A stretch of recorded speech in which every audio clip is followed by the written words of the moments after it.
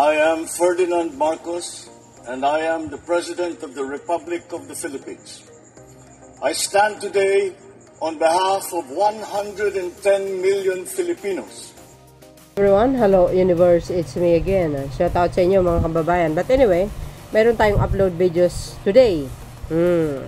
Today is September 20, 2025, na kung saan ang Pangulo po ay pumunta dyan sa Jose Padilla Hospital sa Maynila. Siyempre, ang Pangulo, araw-araw po yan, hindi po nakaupo lang sa Malacanang, nag-i-inspect tungkol dito po sa zero billings, kung ito po talaga ay ginagamit at nakikinabang ang ating mga kababayan. Ayun, totoo naman talaga yun. Malaki po ang naitulong. So, nagpunta po siya dyan. Ngayon, mga kababayan, yung, ito, siyempre, under ng PhilHealth po yan. So, ang nangyayari, ganito.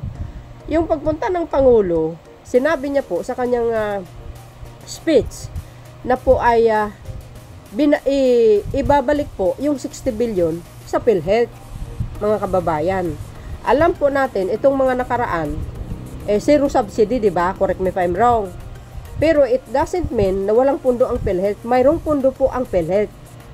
Kanya lang, ay marami pa pong aayusin po ang Marcos administration dahil sa maling sistema ng nakaraang administrasyon.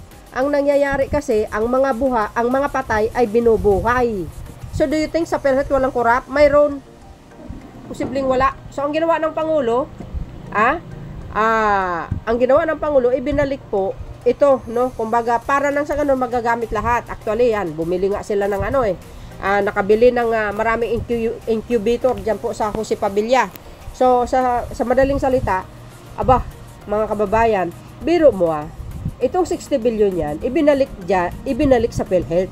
Di ang laki ng katulungan. Dinagdagan pa nga Ngayon, ang ginagawa ng mga dilis, mga bes, ang pinapalabas nila, ibinalik yan ni Pangulong Marcos Jr. ang 60 billion sa PhilHealth para daw pampaluwag loob kasi may rally bukas. Ay nako, kahit walang rally o mayroong rally, ibabalik naman talaga yan. Ayusin nyo yung mga utak niya, gunggong. Di ba? Itong hirap sa mga salot na ito, May ginawa ang Pangulo, mali. Pag walang ginawa, mali. Pupunain nila. Ang bawat ng kilos ng Pangulo, nakatutok sila. Kunting lang, gagawin nilang viral. Minamasama nila ito, mga kababayan, kasi nga may rally bukas. Alam niyo naman po ang rally, dalawa yan. Ang rally ito para to sa flood control, para himukin ang pamahalaan na stop ang korupsyon. Panawagan nila sa Pangulo na sugpuin at ipakulong yung mga sangkot. Yung pangalawang rally, yun ang rally ng DDS. Ano ang goal ng mga DDS? Ay patalsikin ng Pangulo at ipalit yung magnanakaw at yung mamatay tao. So do you think ang majority ng Pilipino ay papayag? Of course not. Hindi. May video akong in-upload, sabi ni Congressman Sindanya, hindi po sila magrarally para to resign Marcos. No, hindi. Hindi yun. Dahil ayaw nila ipapalit si Sara. Dahil alam nila ang kabulukan ng pagkatao niya, masamang tao siya talaga. Sa totoo lang. Ang dami nga sabi, sayad yan wala namang kwenta, wala namang naitutulong.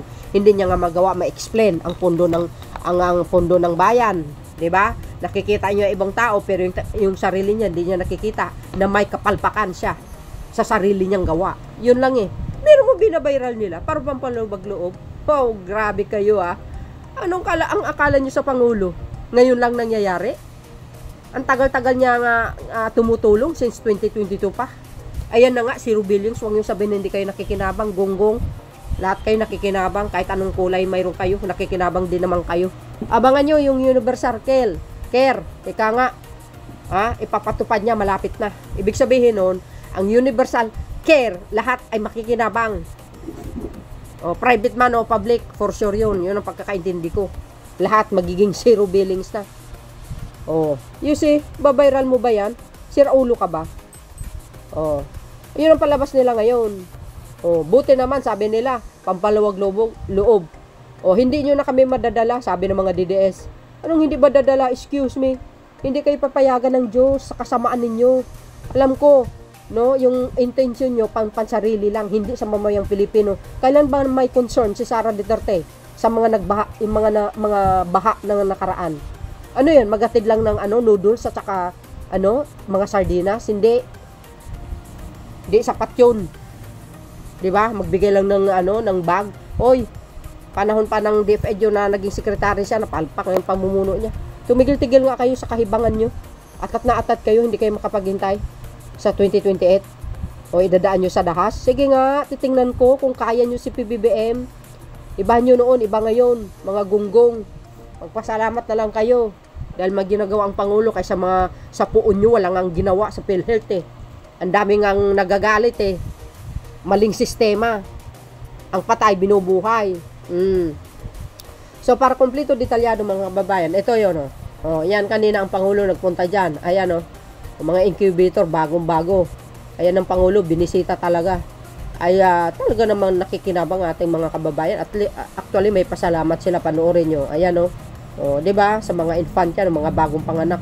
Ay, laki-laki ng katulong sa kanila yan, Sa totoo lang, ang laking tulong. At least, nakaminos sila sa mga babayarin nila. At mga pera nila, magagamit pa nila. Ginhawa yan para sa mamayang Pilipino. Alam po natin, pag nagkasakit po tayo, malaking babayaran yan, mga kababayan. Imbes pambili mo ng bigas, pambili mo na lang ng gamot. At least ngayon, zero billings. O ito, basahin ko, bago nyo panoorin. Pinangunahan ni Pangulong Ferdinand R. Marcos Jr. ang turnover ng mga infant incubator at phototherapy lights units at binigay ng Next Generation Advocates Foundation PH para sa Dr. Jose Pabella Memorial Hospital. Sa tulong ng mga kagamitan, ito mas matitiyak ang ligtas na maayos ang pag-aalaga sa mga sanggol, lalo na ang mga premature babies. You see? Pasalamat na lang kayo. Di ba? Pasalamat na lang kayo kaysa puro kayo paninira. So, yun mga kababayan, para kumpleto detalyado, panoorin nyo itong speech ng Pangulo para malaman nyo yung 60 million na yan. Ay, billion pala. At yung mga pasalamat ng mga tao. Thank you guys for watching. See you again on my next upload. Ito na. Good morning everyone. Nandito tayo sa Pabella Medical Center to continue ang ating para ipagpatuloy ang ating mga inspeksyon para matiyak na ang ating zero balance billing ay magandang pagpatakbo. At dahil may mga fine-tuning din na ginagawa, pero dito naman sa inyo, it looks like you have a very, very fine operation that is well recognized, especially for the preemies, for the babies that are born with a certain condition. So you have become a center for that. Kaya't congratulations sa inyo lahat. Mukha namang maayos yung pagpatakbo ng zero billing na programa ng pamahalaan. Patuloy lang naman. So again, we have to congratulate not all our health workers because we know that you are all very hardworking and we know how dedicated you are. Kaya naman, sikat na sikat tayong health workers, kaya nawawala kayong lahat. We have to keep you here for a while man lang. But again, despite that, we have to congratulate everyone for the good work and all the help that you are providing our people sa kanilang healthcare, hindi lamang sa mga maliliit na bata, yung mga sanggol, kung hindi pati na sa ating mga pasyente. And I think it is an appropriate moment to also explain what we have done concerning, because we are talking about zero balance billing, to talk about what we are planning to do to strengthen PhilHealth. I think today we can announce that alam niyo nung kinuha ng Department of Finance yung 60 billion na pera ng PhilHealth na hindi naman nagagamit, ay dinala sa national government. Kahit anong paliwanag na ibigay namin, kahit na anong pakita natin na dumadami ang serbisyo na kinocover ng PhilHealth, may pangamba pa rin yung tao na baka mabawasan yung mga services. Dinagdagan na natin. Pero siyempre, hindi mo maiwasan yan dahil ibang usapan ito. You were talking about life and death issues here for people. So you cannot blame them na may pangamba sila na baka sa pagkuha ng 60 billion na dinala nga sa national government ay baka mabawasan ang services. Kahit na napatunayan na namin na hindi mababawasan ang services, siyempre nandun pa rin ang pangamba. So I'm happy to be able to announce dahil sa ating mga ginagawa, siguro alam naman ninyo lahat, yung mga savings natin na bago na galing sa iba't ibang departamento but mainly from Department of Public Works and Highways, yung 60 billion na yan, ibabalik na natin sa PhilHealth para hindi lamang para sa pangamba ng tao, kung hindi dahil gagamitin na natin, nagkaroon na tayo ng savings, gagamitin na natin yan para palawakin pa ang serbisyo ng PhilHealth. Kaya yan po ang aming patuloy na iginagawa para parang ating mga kababayan ay maramdaman naman nila na ang pamahalaan, ang DOH, lahat mga health workers, ginagawa lahat upang yung kanilang kalusugan at ang kanilang mga anak, lalong-lalo na dito, ay naaalagaan, naaalalayan. And that's what we are trying to do. And so, that is why nung nagkaroon na ng savings, ay sabi ko siguro ang unang, para sa akin, dahil hindi ko talaga makalimutan ang payo sa akin. Alam mo, ang tao, kahit gaano kayaman, kahit gaano kasikat, kapag may sakit, hindi masaya ang tao yan. And that is why healthcare is the most important service that the government can give. And that's why pinapatibay natin ang gusto, pinapalawak natin ang gusto. Kailangan lang siguro natin palaman sa taong bayan na meron na ganitong klaseng programa. At bukod pa riyan ay, eto nga, nadagdagan na natin ang hawak ng PhilHealth na yung 60 billion na ginamit natin para sa iba't ibang proyekto. Dahil nagka-savings tayo, maidadala na natin ulit sa PhilHealth para, kagaya ng sinasabi ko, palawakin nga ang kanilang serbisyo at pagandahin ang kanilang patakbo. Kaya first of all, congratulations sa inyo lahat. Thank you very much. Thank you very much for your service. At kami government workers, we are 8 to 5. Kayo, may oras kayo? Wala yata. May bakasyon ba kayo? Wala rin. May weekend ba kayo? Wala kayong weekend. Ganyan talaga ang mga healthcare workers. Kaya nga, that is why we have to thank you very, very much. You know, I am a victim of COVID. Talagang kamontik talaga ako doon sa COVID because hikain ako. I have real issues with my lungs. But because of all your hard work, all of you, you saved my life and you saved many, many thousands, millions of lives. And what more can you ask of our healthcare workers more than that? And you are continuing to save lives. You're continuing to give hope to our people, to our families. And that is the most important thing that we can do, to give hope. When people give up, sasabihin nila, kawawa naman to, yung mga pasyente, wala na, hindi magamot dahil wala kaming pambayad.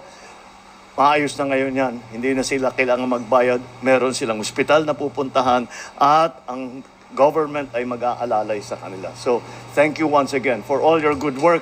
Please keep it up. Keep up the good work. You believe me, it is well appreciated. Maraming salamat. Good morning po.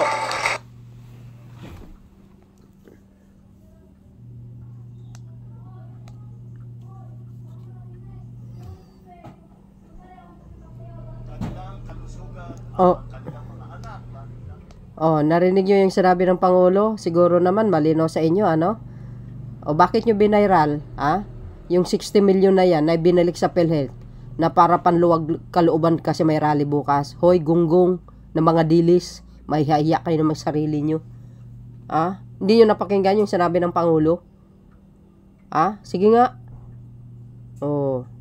Binalik nga yan sa PhilHealth. Kasi, ang pera ng PhilHealth, mayroon naman talagang pera ang PhilHealth. Sa totoo lang. Oh, hindi lang kasi ginagamit yung nakaraan ng mga admin. Oh, walang progreso sa PhilHealth. Oh, ngayon dinagdagan pa nga eh. Mahihiya kayo ng mga sarili, mahiya-hiya naman kayo sa mga sarili nyo. Ginagawa nyo ng issue na naman. Hindi na lang kayo nagpasalamat sa Pangulo. Oh, sa zero billings na nga eh, makikinabang kayo. Ay, kahiya-hiya talaga sa mga pagmumukha nyo, mga gunggong. Oh, hindi ka na lang kayo nagpasalamat sa mga effort na ginagawa niya. Buti nga yan, hindi nagastos eh. Ha? As long as si Pangulong Marcos Jr., ang Pangulo, asahan nyo yan. Ha? Safe yung pera na yan. Oh, di ba? Oh, ngayon, na pagtanto niya, na puro kurakot pala yung flood control. Natural, hindi na mangyayari yan sa loob ng 3 taon. Ewan ko lang susunod kung sino mamuno. Baka babalik na naman yung mga contractors na yan. O, di ba? O, hindi lang po yan. O, tingnan nyo ito, mga kababayan. Ito ang karugtong. Ito na.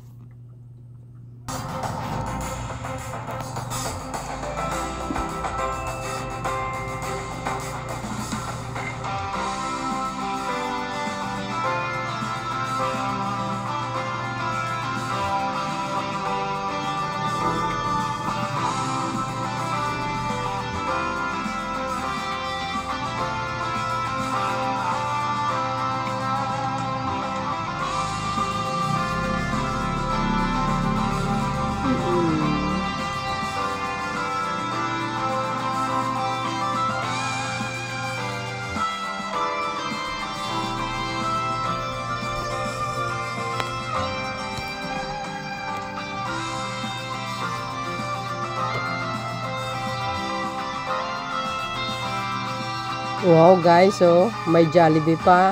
Ay, ang laki ng ano naman. Oh, talagang binisita ni Pangulong Marcos Jr. Ano, ang Jose Pavilla Hospital dyan po sa Maynila. Talagang ang Pangulo, no, sinisigurado talaga na yung zero billings ay talagang pakikinabangan ng ating mga kababayan na nakukonfine dyan. Siyempre, yung mga bagong panganap, kahit anong klaseng sakit, basta ka may PhilHealth ka. Anak po ako ng preterm at yung baby ko po is 1 kilo lang po siya nung pinanganak ko, tsaka sobrang liit niya po talaga, kaya ano po, tumagal po kami dito ng 4 na buwan hanggang ngayon po napapadede ko na siya. Ay, wow. Tsaka medyo lumalakas na din po siya sa tulong po ng mga doctors, ng mga nurses dito po sa Pabella, may mga midwife po, yung mga staff na nagpapasalamat po kami kasi inaalagaan po talaga nila yung mga baby namin, ginagawan po talaga nila ng paraan upang lumakas yung baby ko, tsaka yung mga baby na din po ng mga ibang fathers na kasamahan ko po sa NICO. Malaking masaya po kami dahil kasama po kami doon. Kaya malaking tulong po ito sa amin kasi kumbaga yung gagamitin po namin dito is magagamit po namin sa mga ibang pangangailangan po namin sa labas.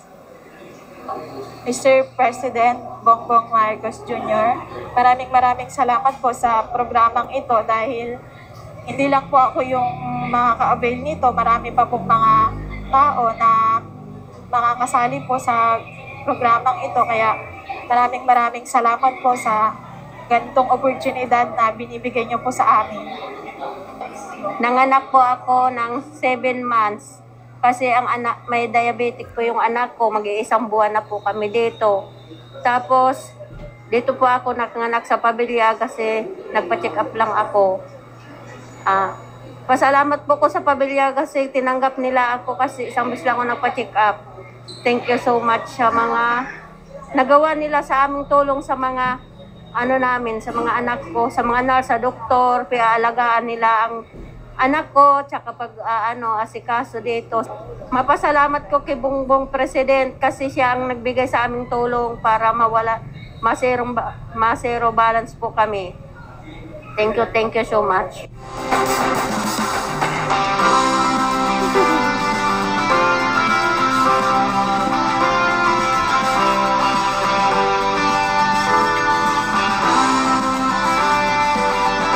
Oh, 'di ba? May pangulo kayong ganyan. Wala.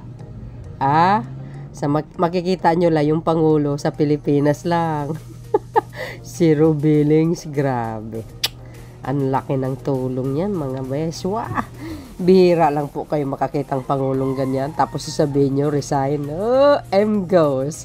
Tapos lahat ng mga magandang ginawa niya, pakikinabangan ni isang tao na atat na nakaupo, aba, wala ka kahirap-hirap. Inaayos na ni Pangulong Marcos Jr. tapos ikaw uupo ka lang sa Malacanang, hindi pwede. Hindi ka pwedeng uupo. Kailangan talaga yung may pusong makapilipino ang susunod na Pangulo. Hindi yung pansariling interest lang, no? At hindi yung uupo ka para gaganti. No. Dapat yung talagang ihalal ng Panginoon kung sino man yun. So, ayan guys, malinaw na malinaw yan na zero billing sila. Yan ang pong pinakamaganda. Sa kasaysayan ng Pilipinas, nakapo, maalala po natin ang Pangulo dahil dyan sa zero billings. And I hope and wish sa susunod na Pangulo, itutuloy po yan. Pakinabangan po lahat at malaki pong maitutulong nang sa ganun makausad ang kanilang pamumuhay, lalo na po yung mga mahihirap. Di ba mga bes? Ano po ang masasabi niya? Today is September 20, 2025. Alam niyo ang Pangulo araw-araw yan. Trabaho dito, trabaho doon. Hindi marunong maglakwat siya yan. Hindi po walwal. Yes, walwal siya sa pagtutulong. Yun lang yun. At siyempre, shoutout sa inyo mga kababayan. Maraming salamat sa inyong watching. See you again on my next upload. Bye bye bye and babus.